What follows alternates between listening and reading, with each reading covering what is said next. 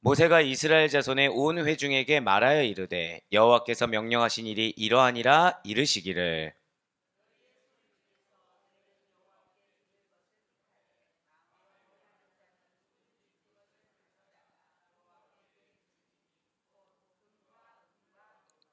청색, 자색, 홍색 실과 가는 배실과 염소털과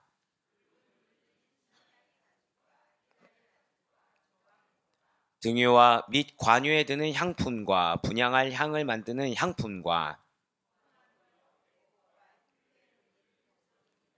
물은 너희 중 마음이 지혜로운 자는 와서 여호와께서 명령하신 것을 다 만들지니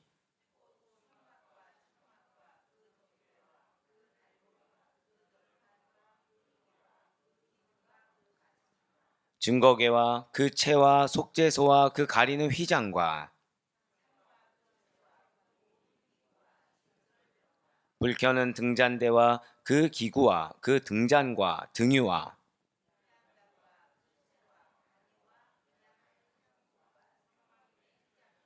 번제단과 그 놋 그물과 그 채와 그 모든 기구와 물두멍과 그 받침과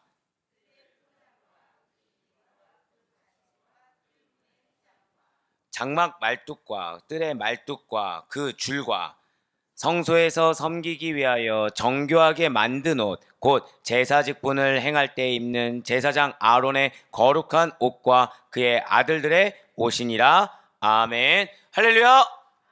네, 오늘도 변함없이 살아있는 주님의 말씀을 듣기 위하여 그리고 우리가 이렇게 하루의 시작을 말씀과 기도로 여는 것을 주님께서 기쁘게 받으시다. 자, 저 따라 고백하실게요. 나에게 기업이 있습니다. 제가 이럴 때 굉장히 행복해요. 왜냐면 여러분들이 그 새벽이잖아요. 근데 막 힘차게, 저 정말 제 눈보다 더 똘망똘망하게 쳐다보면서 기업이 있습니다 하실 때 얼마나 하나님께서 기뻐하실까라고 생각하면서 이렇게 힘이 나는지 모르겠습니다. 제가 이러할진데 하나님은 어떠실까요? 당연히 기뻐하시겠죠. 그 응답의 확신, 그 믿음의 확신을 가지고 나오신 우리 여러분들을 정말 그 어느 때보다도 축복하고 환영합니다. 네, 우리 이 새벽에 출애굽기를 통해서 은혜 받는 귀한 시간을 가지고 있어요. 자, 오늘 본문 보니까 어떻게 메시지들이 막 생각이 나십니까? 거짓말쟁이들. 네.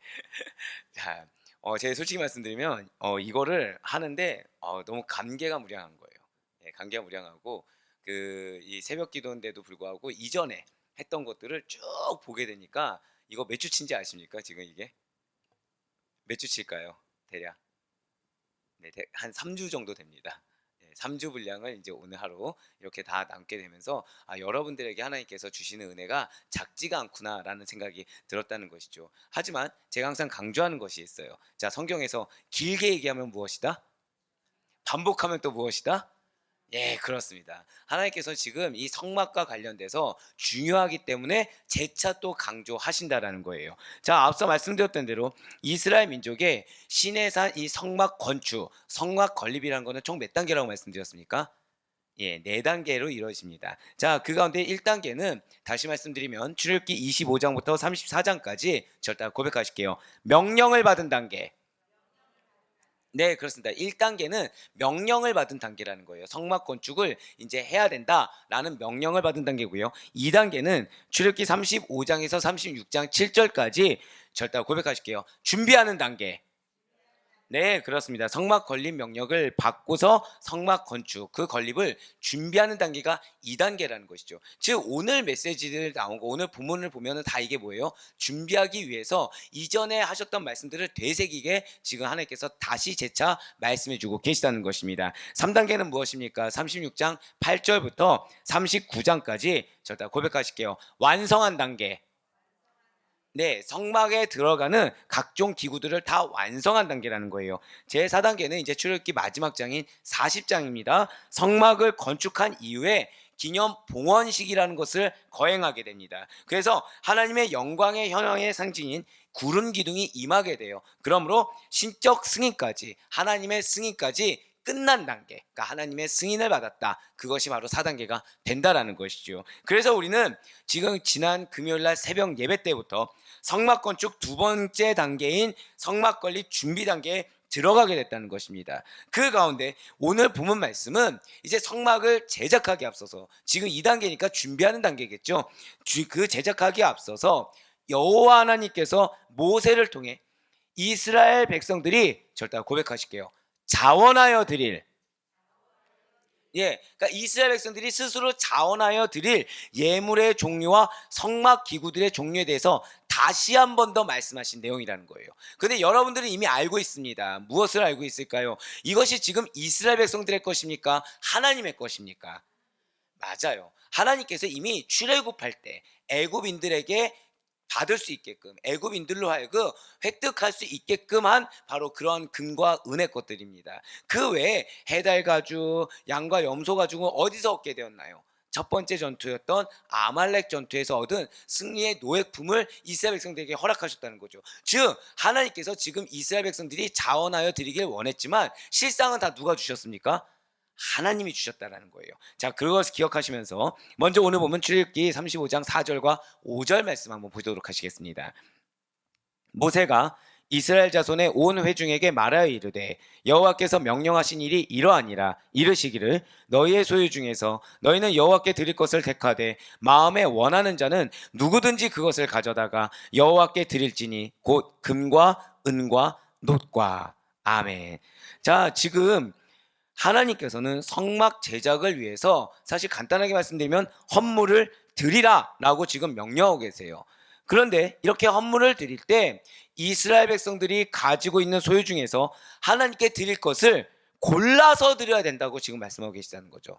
아무거나 막 드리는 것이 아니라 골라서 택하여 드릴 수 있어야 된다라고 지금 말씀하고 계세요. 특별히 그 가운데 5절 서두 말씀을 보시면 너희의 소유 중에서 라는 말씀이 있습니다. 자, 그런데 이것을 원어로 보면 그냥 이렇게 나와 있지 않아요. 이거는 정확히 말씀을 드리면 너희 소유 중에서 가장 아끼고 가장 소중한 것을 취하여 라는 그런 말씀입니다. 자, 너희 소유 중에서가 무엇이라고요? 너희 소유 중에서 가장 아끼고 가장 소중한 것을 취하여 너희는 하나님께 드릴 것을 택하라. 지금 이렇게 말씀하고 있다라는 것이죠. 자, 무엇이 생각납니까? 아브라함을 한번 생각해 보시길 바래요. 아브라함에게 100세에 얻은 누가 있죠? 독자 이삭이 있습니다. 그 이삭을 번제로 바치라고 요구하신 하나님이세요. 진짜로 인신공양을 받기를 원하신 것입니까? 아니라는 것이죠. 가장 소중한 거, 그리고 하나님 말씀에 즉시로 순종할 수 있는 거. 그럴 때 거기에 무엇이 있습니까? 절대 고백하실게요. 여호와 이레. 그렇습니다. 우리가 가장 소중한 것을 드릴 때 하나님께서는 우리로 하여금 가장 필요한 것을 준비하고 계시다, 이 사실을 놓치지 않을 수 있는 여러분과 제가 되길 간절히 소망합니다. 바로 그 하나님이세요. 그 하나님께서 우리들에게 있는 것 중에 가장 소중히 여기는 것을 받기를 원하신다라는 것이죠. 그렇기 때문에 흔한 말로 부자가 돈을 많이 헌금하는 것보다 무엇이 더 중요하다고 말씀하십니까? 과부의 둘의 돈이 가장 중요하다고 말씀하시죠. 왜일까요? 있는 것 중에 남는 것을 드리는 것이 아니라는 거예요. 마음의 중심을 드릴 수가 있어야 된다는 것이죠. 제가 방금 뭐라 표현 드렸나요? 마음의 중심인 것입니다.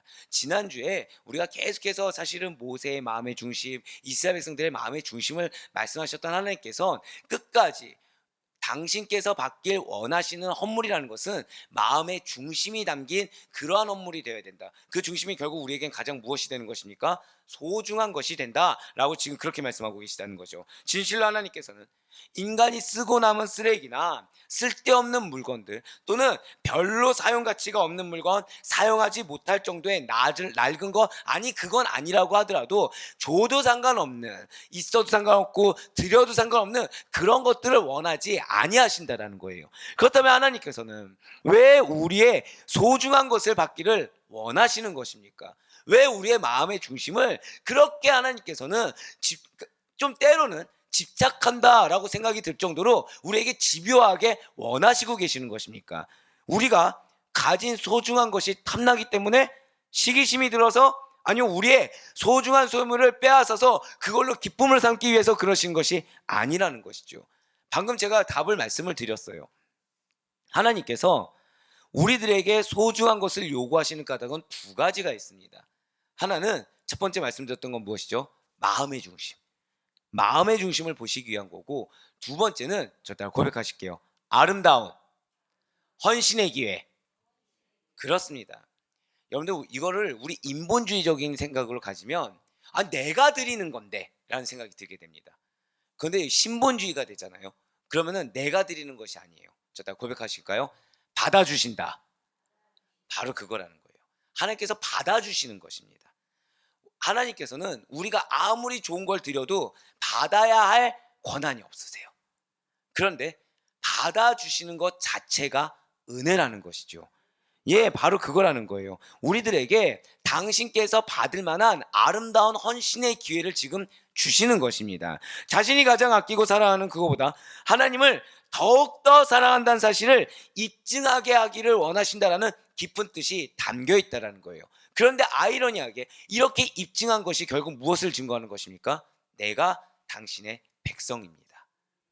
내가 당신의 기업을 받을 마땅한 자입니다. 내가 하나님의 소유입니다. 나를 책임져 주세요. 바로 그 뜻이 담겨 있다는 거예요. 이렇게 최선의 것을 바치라는 하나님의 요구에, 마음의 중심을 드리라는 그 하나님의 요구에 부응하셔서 믿음으로 드려지게 된다. 만약에 그렇게 된다고 한다면 이는 우리 자신의 것을 잃어버리는 것이 아니에요. 오히려 더욱더 큰 상급을 받을 수 있는 기회가 된다는 사실을 잊지 않을 수 있는 여러분과 제가 되길 간절히 소망합니다. 때로는 여러분들이 삶의 터전에 가셔서, 자, 한번 제가 여쭤볼게요. 여러분들의 가정은 주님의 가정입니다. 믿으십니까? 여러분들의 사업장과 직장은 어떻습니까? 주님의 사업장이십니까? 예, 이거를 우리는 머리로 너무나도 잘 알고 있어요. 그런데 때로는 헌신이라는 거, 희생이라는 걸 할 때가 존재합니다. 나한테 어떤 유익이 주어질 것 같지 않아요. 또는 이거를 내가 들어주면 내가 피해나 내가 손해를 볼 것 같을 때가 존재합니다. 과연 여러분들은 그럴 때 어떻게 하시나요? 대다수는 내가 피해를 본다, 내가 손해를 본다라는 관점을 가집니다. 그런데 사는 여러분들 바로 그때 분별을 하셔야 돼요. 자, 주님의 몸된 성전, 그러니까 주님께서 운영하시는 사업장이에요. 그럼 거기에 경영권자는 누구시죠? 주님, 하나님이시죠. 그럼 내가 여기서 무엇을 하든 누구를 보고서 하는 것입니까? 하나님을 보고 하시는 거예요. 그럼 내가 좀 뭔가 희생하고 내가 헌신이라는 걸 했어요. 그럼 나는 앞에 있는 사람이나 어떤 환경 가운데 하는 겁니까? 하나님께 하는 것입니까? 하나님께 한다는 거예요. 근데 사단은 여기서 기가 막힐 정도로 틈을 탄다는 거죠. 어떤 틈을 타죠? 그 사람에게 내가 피해를 보는 것처럼, 그 사람으로 인해서 내가 자존심이 상하는 것처럼 여겨지게 한다는 거예요. 또는 내가 이 상황 가운데 마치 밑빠진 독에 물 붓게 하는 것처럼 투자를 하지 말아야 될 곳에 투자하는 것처럼 여겨지게 한다는 것입니다. 하지만 사는 여러분들, 방금 전에 제가 그런 말씀을 드렸어요. 내가 드리는 것이 아니라 하나님께서 받아주시는 것이다. 만약에 여러분들의 가정이 정말로, 또는 여러분들의 사업장이 정말로 주님의 몸된 사업장이자 주님의 몸된 기업이다라는 고백이 드려진다고 한다면 여러분들이 드려지는 희생, 여러분들이 드려지는 억울함 절대 고백하실게요. 헛된 것이 없습니다. 이 사실을 믿으시길 바래요. 다만 우리에게 미션은 있죠. 미션이 무엇입니까? 마음에 어려움이 있어서는 안 돼요. 마음의 중심을 굳건히 지키시길 바랍니다. 하나님이 알아주시면 난 그걸로 족합니다. 이 고백이 여러분과 저의 고백이 될 수 있길 간절히 소망합니다. 네, 그렇습니다. 마태복음 25장을 보시면 예수님께서도 하나님께 드리기를 힘쓰는 자들을 하나님께서는 당신에 대한 충성으로 받아주신다라고 말씀하고 계시다는 거예요. 바로 마태복음 25장 23절의 말씀이 그러합니다. 그 주인이 이르되 잘하였도다 착하고 충성된 종아, 내가 적은 일에 충성하였음에 내가 많은 것을 내게 맡기리니 내 주인의 즐거움에 참여할지어다 하고. 아멘. 그 많은 분들이 이제 이 구절을 보면서 이제 작은 거라고 하니까 청소나 뭐 이렇게 설거지 이런 것들을 여기곤 합니다. 그런데 여기서 말하는 작은 것은 그런 것이 아니에요. 그런 것이 아닙니다. 내가 봤을 때 가치가 없다고 여겨지는 일들, 나와 상관없다고 여겨지는 일들, 그런 거에조차 충성되었을 때 하나님께서는 내가 감히 감당할 수 없을 정도의 일과 상급을 주신다. 바로 그런 의미가 된다는 거죠. 결국 이 말씀은 무엇입니까? 절대 고백하실게요. 판단하지 말자. 바로 그거예요. 내가 판단하지 말라는 거예요. 주셨다고 하면 거기에 오롯이 충성을 다하셔야 됩니다. 이것이 무엇이 됐든 간에 하나님이 주셨다고 한다면 그것이 하나님께서 나에게 주셨다는 믿음의 확신을 가지고 최선을 다할 수 있어야 된다는 거예요. 그것을 하나님께서는 기뻐 받으시며 여기에 내 주인의 즐거움에 참여할 정도의 큰 상급이 놓여져 있다는 것이죠. 그렇기 때문에 우리는 하나님께 충성을 다하기 위해서 가장 소중한 것을 드린다. 결국 가장 소중한 것은 무엇입니까? 나 자신이라는 거예요. 나 자신을 충성을 다해 드리게 힘쓸 수가 있어야 된다는 거죠. 나를 드리기 위해서는 그럼 가장 필요한 것이 무엇입니까? 자기 부인이라는 거예요. 방금 이 앞에 판단하지 말자고 말씀을 드렸습니다. 내 생각에 따라서, 내 기준에 따라서 이거는 내가 감당할 수 있고 이건 내가 감당할 수 없다 이렇게 판단할 것이 아니라, 나를 부인함으로 부르신 그곳에서 내가 예배드리는 마음으로, 부르신 그곳에서 하나님과 교제하는 마음으로 최선을 다해 드릴 수 있는 여러분과 제가 될 수 있게 간절히 소망합니다. 당연히 예배도 충성을 다하는 거예요. 그래서 우리의 시간도 충성을 다하는 것입니다. 우리의 모든 소유까지도 하나님의 소유임을 믿는 믿음으로 충성을 다할 수 있는, 정확히 말씀드릴까요? 절대 고백하실게요. 범사에 최선을 다하겠습니다. 바로 이거예요. 범사에 최선을 다할 수 있는 여러분과 제가 될 수 있길 간절히 소망합니다. 드릴 때 억지로 해서는 안 된다는 거예요. 최선을 다하려면, 이것이 한계에 봉착하지 않으려면 기쁜 마음으로 자발적으로 드릴 수가 있어야 되는 것입니다. 이것이 나의 일로 알고 할 수 있어야 된다는 거예요. 이것이 누군가의 일인데 내가 대신해 주는 것이다 이런 마음으로는 안 된다는 것이죠. 그리고 오늘 보면 출애굽기 35장 5절 후반절부터 9절까지는 이스라엘 백성들이 성막 건축을 위해 드릴 예물들이 무엇인가 그것을 지금 말씀해 주고 있습니다. 그리고 10절 말씀은 성막 제작에 참여할 자원자를 지금 모집하는 내용이 된다는 것이죠. 오늘 보면 10절 말씀 한번 보도록 하실게요. 물은 너희 중 마음이 지혜로운 자는 와서 여호와께서 명령하신 것을 다 만들지니. 아멘. 자, 지금 하나님께서는 마음이 지혜로운 자는 한 사람도 빠짐없이 성막 제작에 참여해야 된다라고 지금 그렇게 말씀하십니다. 여기서 말씀하시고 있는 지혜는 무엇입니까? 세상적인 지혜가 아니에요. 하나님과 관계된 영적인 지혜입니다. 선한 양심에 따르는 도덕적인 지혜입니다. 거기에 더해서 하나님의 일을 감당하는 데 필요한 지혜라는 것이죠. 그것은 누가 주시는 것일까요? 결국 하나님께서 주신다는 거예요. 산 여러분들, 여러분들에게 하나님께서 은사를 허락하여 주셨습니다. 믿으십니까? 때로는 전 여기서 너무 감사한 게 뭐였냐면, 때로는 내가 원하는 은사가 있을 수 있어요. 그래서 그거를 간절히 바랄 때가 있습니다. 그럴 때 항상 응답받는 게 있어요. 이미 주셨다는 거예요. 이미 주셨다는 거예요. 왜냐면은 어떤 분은 이제 어떤 기도의 은사를 사모하시는 분도 있고 현실 가운데 은사를 사모하시는 분도 있습니다. 근데 여기서 중요한 거는 나는 없는 것 같아요. 근데 하나님이 이미 주셨다는 거예요. 이건 무엇일까요? 하나님의 일에 쓰임받기 위해서는 반드시 필요할 때 그 능력이 발휘될 것을 믿으시길 바랍니다. 예를 들어서 기도의 은사가 사모될 때가 있어요. 근데 이 기도가 생각만큼 잘 안 나올 때도 있습니다. 그러니까 이건 이제 저 같은 경우인데, 이제 한 일주 정도 뒤에 이제 금식을 하게 되잖아요, 다시. 근데 금식 기도한다고 해서 기도가 막 잘 되는 건 아니에요.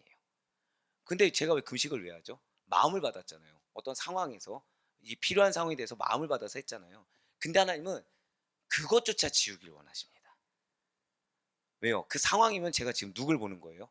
이 급박한 상황에 놓인 우리 성도님들을 보는 거잖아요. 그걸 또 원치 않으세요. 자, 사랑하는 여러분들, 기도는 무엇이죠? 기도는 하나님과 대화입니까? 예, 맞습니다. 사실 기도는 하나님과의 대화라는 것은 인본주의적인 관점이고요. 하나님의 뜻을 받드는 겁니다. 하나님의 임재하심을 경험하는 것입니다. 그 가운데 나를 맡기는 거예요.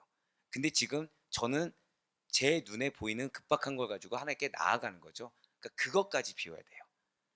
여기는 신뢰가 있어야 됩니다. 무슨 신뢰가 있어야 될까요? 하나님께서 우리의 필요를 채워주신다. 당신의 뜻에 합당한 때에 합당한 방법으로 채워주신다 라는 신뢰가 있어야 된다는 거죠. 이 신뢰가 있기 위해서는 나를 버려야 된다는 거예요. 그렇습니다. 지금 하나님께서는 우리에게 은사를 주십니다. 근데 그 은사는 당신의 때에 당신의 방법에 합당하게 반드시 발휘할 수 있도록 이미 허락하여 주셨다는 사실을 믿으시길 바라요. 지금 내가 갖췄냐 안 갖췄냐는 건 중요하지가 않습니다. 중요한 건 오직 단 하나, 저 따라 고백하실게요. 이거 좀 믿음으로 고백하시면 좋을 것 같아요. 나를 하나님께서 택하시고 사용하십니다. 아멘. 예, 그래서 저는 여러분들이 하는 사역에 대해서 언제나 축복하는 편입니다. 그거에 대해서 항상 지지하는 편이고 그거에 대해서 응원하는 편이에요. 왜요? 그 사역이 맞냐 틀리냐는 것은 우리는 판단할 수가 없습니다. 하나님이 하시는 거죠. 물론 그렇다고 해서 그 사역이 뭐 갑자기 이단을 돕는 사역이라든지 그 사역이 막 세상의 사역은 아니겠죠. 당연히. 예, 당연히 주님과 관련된 복음과 관련된 사역이겠죠. 예, 맞습니다. 지금 여기서 말씀하시고 있는 지혜가 바로 그러한 거라는 거예요.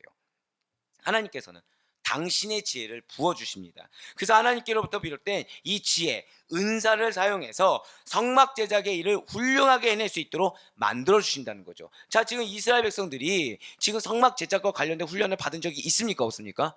없어요. 이미 명령만 받은 상태예요. 근데 지금 뭐라고 말씀하세요? 마음이 지혜로운 자는 오라는 거예요. 결국 하나님께로부터 부름받은 자는 오는 겁니다. 내가 지금 못질을 잘하냐 못하냐 이건 중요하지 않아요.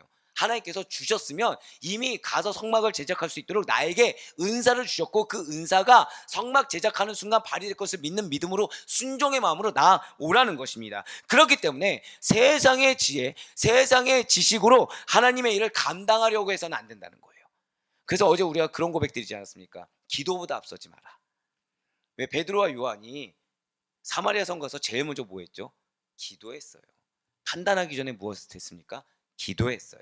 바로 그것입니다. 세상에서 아무리 많은 것을 소유하고 높은 지위에 있는 능력자들이 교회 안에 들어와서 그들의 잘남을 자랑한다고 해도 하나님께서 그들의 소유와 세상 지시, 능력을 받지 않으신다면 다 헛것에 불과하다는 것이죠. 하지만 아무리 아무런 능력이 없어요. 그런데 하나님께서 쓰시기로 택하셨다. 그러면 능력이 없는 자가 오히려 더 큰 능력을 발휘하는 것을 볼 수 있는 곳이 바로 교회인 것입니다.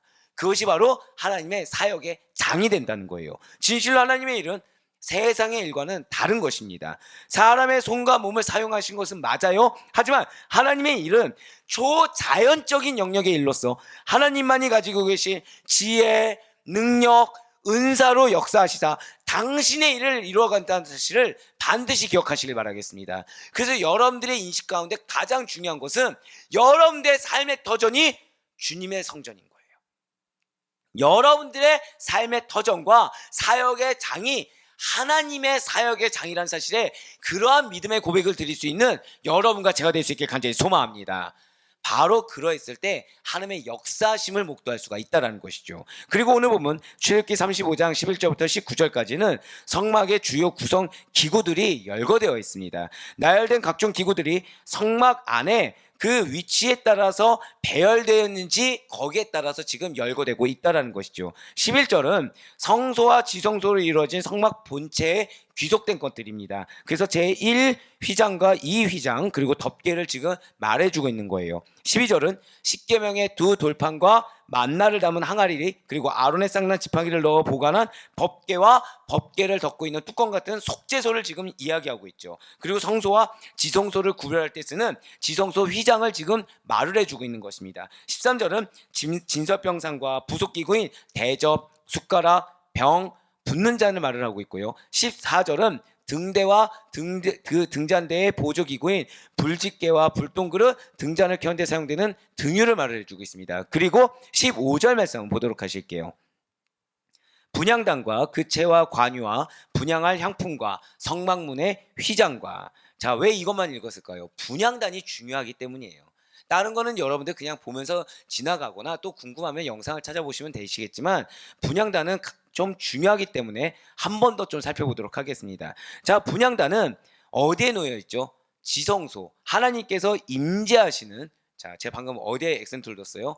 임재입니다. 예, 이건 좀 기억해 두세요. 왜냐하면 성막 기구와 구성에서 여러분들이 빼놓지 말아야 될 단어가 임재입니다. 이거 반드시 기억하셔야 돼요. 그래서 하나님께서 임재하시는 지성소의 휘장 바로 앞에 놓여 있다는 거죠. 그 이유가 두 가지가 있다고 말씀드렸어요. 첫 번째는 분향단에서 피어오르는 향이 무엇을 상징한다고 여러분들 기억하십니까? 맞습니다. 저 다 고백하실까요? 기도. 예, 기도를 상징합니다. 그래서 하나님께서 항상 성도들 곁에서 그 기도에 귀를 기울여 주고 계시다. 그것을 지금 예표하고 있다는 거죠. 둘째로는 분향단의 이 향기로운 연기가 지금 올라옵니다. 자, 이것이 지성소를 가리우게 되어 그렇기 때문에 하나님에 대해서 깊은 경외심을 가질 수밖에 없다는 거죠. 그리고 지극히 존귀하신 하나님의 거룩함을 감히 훼손하지 못하도록 한다. 그에 대한 존귀함과 거룩함을 드러내는 것이 이 거룩한 향기라는 거예요. 또한 성소의 분향단에 분향되기 위해서 제조된 향품은, 혹시 여러분들이 향품하면 뭐가 생각나시죠? 딱 한 단어 생각하시면 됩니다. 고백하기 좀 민망하네요. 최고급. 네, 당시에 구하기 어려운 최고급이었어요. 즉 당시 이스라엘 백성들이 지금 어디에 길에 있습니까? 광야길 가운데 있죠. 광야길을 이동하는 가운데서도, 자, 이건 고백하실게요. 하나님을 향한 정성.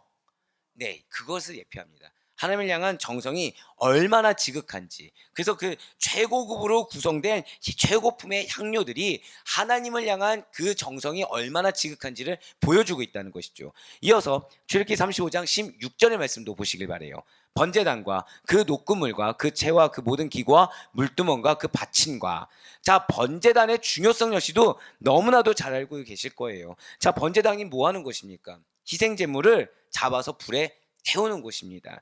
또한 물두멍은 뭐 하는 곳이죠? 제사장이 성소에 들어가기 전에 번제를 드릴 때 손과 몸에 뭐가 묻죠?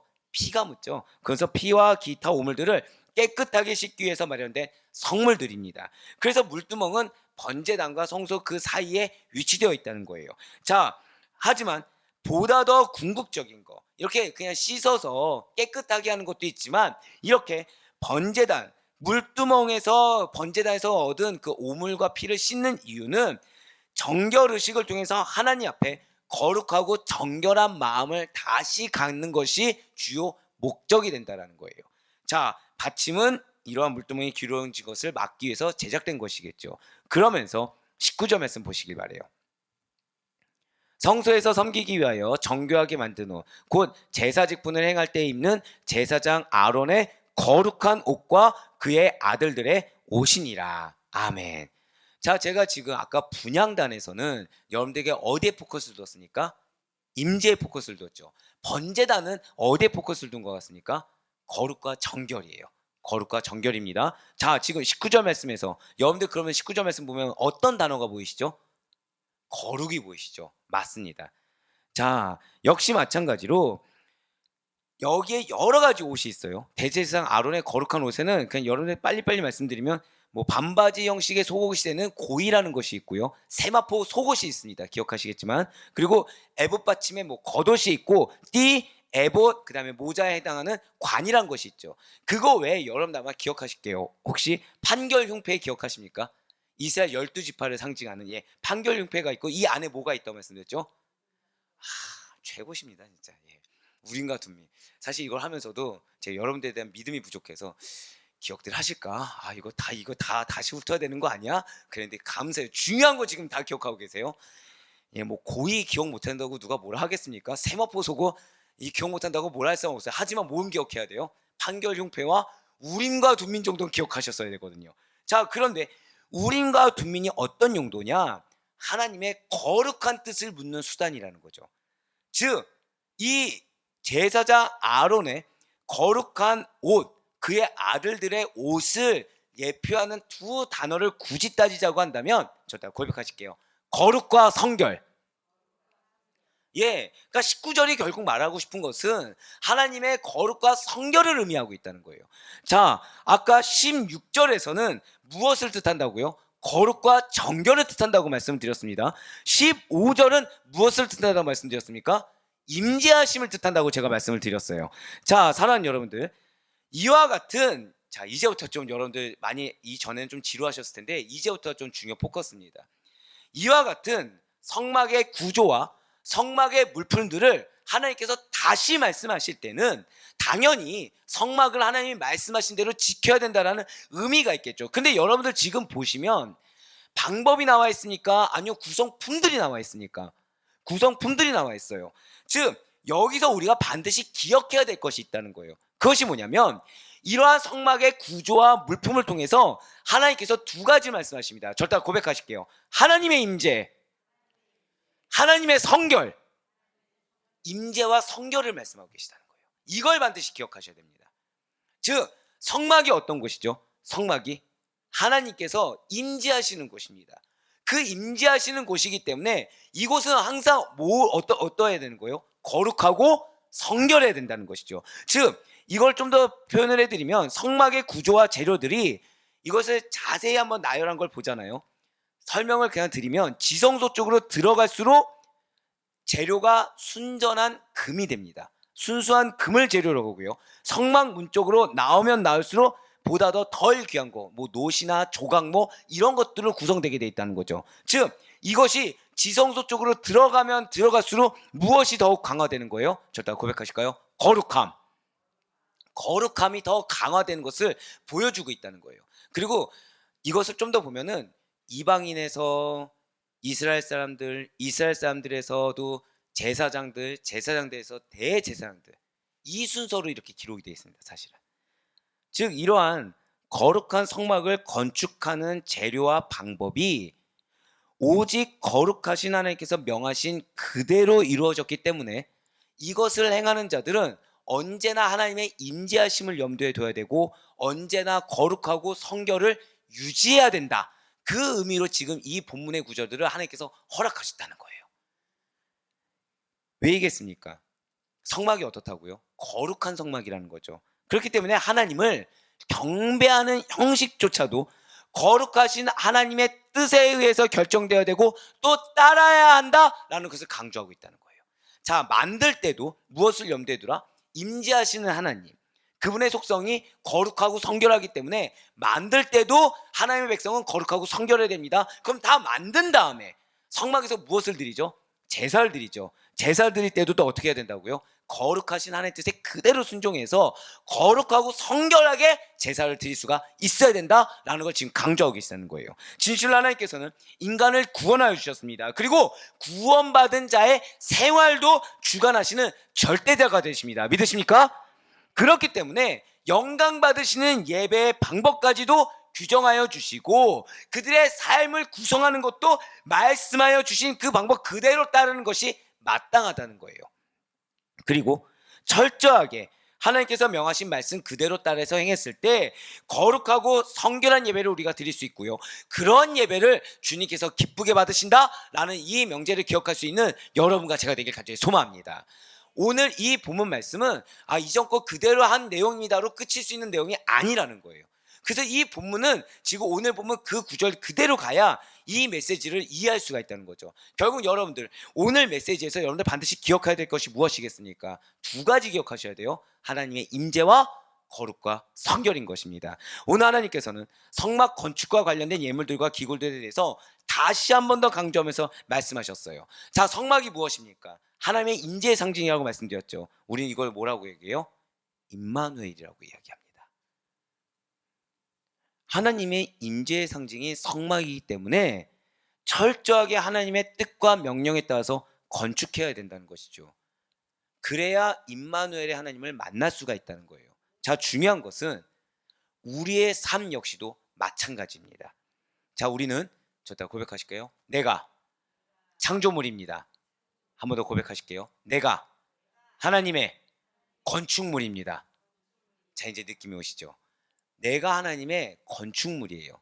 그렇기 때문에 우리를 향하신 하나님의 말씀에 철저하게 순종해서 따르고 우리의 삶을 이렇게 성막을 지어가듯이 만들어갈 때 임마누엘의 하나님을, 그분의 거룩하고도 충만한 임재하심을 경험하며 살아갈 수 있다라는 사실을 기억할 수 있는 여러분과 제가 되길 간절히 소망합니다.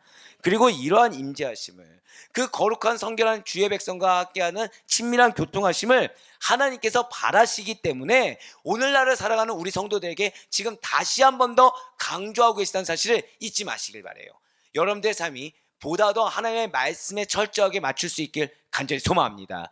여러분들의 삶이 하나님 보시기에 거룩하고 성결한 삶이라고 인정받을 수 있길 바라요. 그래서 여러분들의 예배와 여러분들의 삶이, 오늘 다른 걸 기억하지 못해 주셨습니다. 여러분들의 삶의 목적은 무엇입니까? 여러분들 오늘 하루의 목표는 무엇입니까? 마지막으로 저 따라 고백하고 우리 기도하며 나아가겠습니다. 임마누엘, 그것을 놓치지 않는 믿음으로 언제나 하나님의 충만한 임재하신 가운데 임마누엘의 하나님, 내 삶 가운데 역사하는 하나님을 항상 신실하게 만나시고 그 가운데 여러분들에게 허락하시는, 당신의 사역을 위해서 허락하신 하나님의 충만한 은사와 능력을 경험하며 살아갈 수 있는 우리 모든 성도님들 될 수 있기를 주님의 이름으로 간절히 축원합니다.